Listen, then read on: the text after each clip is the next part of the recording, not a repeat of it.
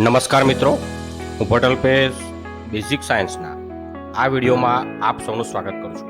મિત્રો, આજે હું તમારા માટે બેઝિક સાયન્સમાં ખૂબ જ સરસ મજાનો એક ટૉપિક લઈને આવ્યો છું.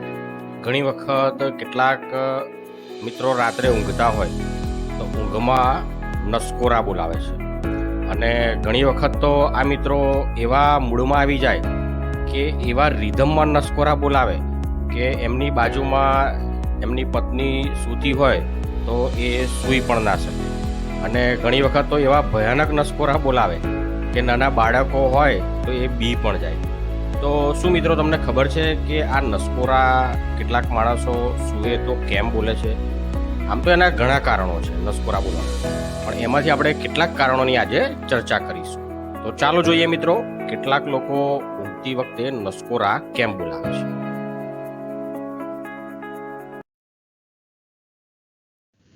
કેટલાક લોકો સૂતા હોય ત્યારે નસકોરા બોલતા હોય છે, અને એના માટે આપણે સૌથી પહેલાં આપણા શ્વસન તંત્રની ખૂબ જ પ્રાઇમરી સમજ મેળવી લઈએ. દોસ્તો, આપણું આ શ્વસન તંત્ર છે, આ નાસિકા કોટર, અહીં નાકના 2 છિદ્રો છે, અને ત્યાંથી આપણે શ્વાસ લેતા આવીએ છીએ. અહીંયા આ માર્ગે શ્વાસ જતો હોય છે, અને અહીંથી શ્વાસ જે છે અહીં વચ્ચે આ સોફ્ટ ટિશ્યુ છે અથવા સોફ્ટ પેલેટ પણ કહે છે, માંસપેશી છે, અને અહીંથી શ્વાસ જે છે શ્વાસનળીમાં, અને શ્વાસનળીમાંથી ફેફસામાં જાય છે. આ શ્વસનની સામાન્ય પ્રક્રિયા છે. જ્યારે અહીંથી શ્વાસને જવાની પૂરતી જગ્યા મળી રહે છે ત્યારે કોઈ પણ જાતનો નસકોરાનો અવાજ આવતો નથી. હવે આ નાસિકા કોટર છે, એની બરાબર નીચે અહીંયા મુખ ગુહા છે, એટલે કે મોઢાનું પોલાણ, અને આપણે ઘણી વખત મોઢાથી પણ શ્વાસ લેતા આવીએ છીએ. અહીંયા જીભ છે, અને આ મોઢાનું પોલાણ છે, અને અહીંયા આગળ આ જે મિત્રો મેં તમને કહ્યું એ સોફ્ટ ટિશ્યુ છે અથવા તો માંસપેશી છે, અથવા સોફ્ટ પેલેટ પણ કહેવાય છે. અને અહીંથી આપણે શ્વાસ આ જે છે એ હલી શકે છે, એટલે કે વાઇબ્રેટ થઈ શકે એવી એની વ્યવસ્થા હોય છે.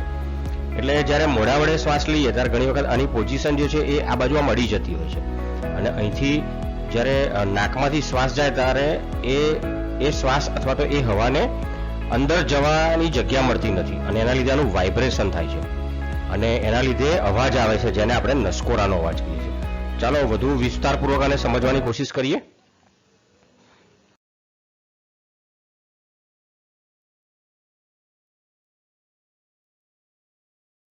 સૌથી પહેલા આપણે નોર્મલ પ્રક્રિયાને જોઈશું, એટલે કે જ્યારે નસકોરાનો અવાજ નથી આવતો. નાસિકા કોટરમાંથી શ્વાસ જે જાય છે અને આ માર્ગે અહીંયા આવે છે, જુઓ. અને અહીંયા આગળ મેં તમને કહ્યું આ જે છે સોફ્ટ પેલેટ અથવા તો માંસપેશી, એ અહીંયા આગળ આ રીતે હલી શકે એવી વ્યવસ્થા હોય છે. હવે જ્યારે શ્વાસને પૂરતી જગ્યા મળે છે ત્યારે નોર્મલ શ્વસન થાય છે, એટલે કે નસકોરાનો અવાજ આવતો નથી. પરંતુ અહીંયા આગળ તમે આ બીજી આકૃતિ જુઓ. અહીં આપણે નાકમાંથી પણ શ્વાસ લઈએ છીએ અને એ અહીં જાય છે, અને અહીં આપણે મોઢામાંથી પણ શ્વાસ લઈએ છીએ, જુઓ. અને મોઢામાંથી શ્વાસ લઈએ છીએ ત્યારે એ શ્વાસ જે છે મુખ ગુહા, આ જીભ છે, એની ઉપર થઈને આ મોઢાનું પોલાણ છે, કાકડા આવશે અહીંયા આગળ, અને ત્યાંથી અહીં આગળ આવે છે. હવે જ્યારે મોઢામાંથી તમે શ્વાસ લો છો ત્યારે આ જે માંસપેશી છે અથવા સોફ્ટ પેલેટ છે જેને કહેવાય, એની પર દબાણ લાગશે, એટલે આ બાજુ ખસશે, અને ઉપરની હવા પણ નીચે જવાની કોશિશ કરશે. આ શ્વાસ લીધો છે એ પણ, એટલે અહીંયા આગળ વચ્ચે અંતરાય આવશે, અને અંતરાય આવશે એટલે અહીં વાઇબ્રેશન થશે અને અવાજ આવશે, જેને આપણે નસકોરાનો અવાજ કહીએ છીએ.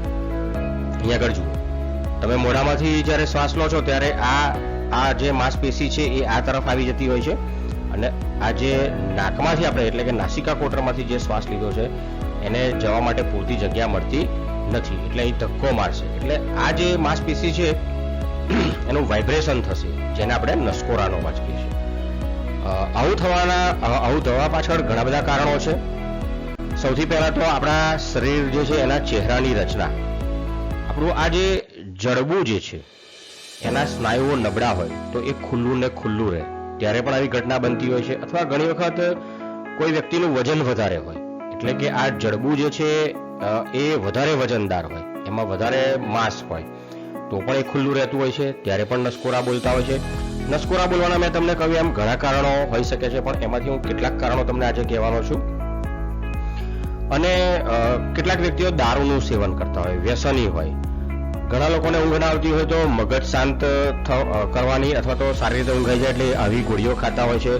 ઘણા લોકો મસ્ક્યુલર રિલેક્સેશન માટેની ગોળીઓ ખાતા હોય છે. ત્યારે પણ આ જડબું આ રીતે ખુલ્લું રહે છે અને આ જે સ્નાયુ છે એ આ તરફ રહે છે અને નસકોરાનો અવાજ આવતો હોય છે. આ ઉપરાંત કેટલાક મિત્રો જે છે એ પૂરતી ઊંઘ ના લેતા હોય અને ઉજાગરા હોય, અથવા તો આપણે કોઈક વાર બહુ જ થાકી ગયા હોઈએ અને પડીએ, ઘણી વખત એવું કહે કે પડીએ એવા જ સૂઈ ગયા, તો એ વખતે પણ આવી ઘટના બનતી હોય છે અને નસકોરાનો અવાજ આવતો હોય છે. આ ઉપરાંત કેટલાક મિત્રોનું આ નાક છે એમાં પ્રશ્ન હોય, વાંકું ચૂકવું હોય, એટલે કે આ જે માર્ગ છે બ્લોક થઈ ગયો હોય કોઈક જગ્યાએથી. એટલે જે રીતે શ્વાસ અંદર જવો જોઈએ, જે રીતે આ શ્વાસ અંદર જવો જોઈએ એ રીતે ના જાય અને એમાં અંતરાય આવે તો પણ આ રીતે નસકોરાનો અવાજ આવતો હોય છે. મિત્રો, તો મેં તમને આ વિડીયોની અંદર નસકોરા કેમ બોલે છે એની સમજ આપી અને એના કેટલાક કારણોની પણ તમારી સાથે ચર્ચા કરી છે. આશા રાખું છું તમને આ વિડીયોમાં મજા આવી હશે.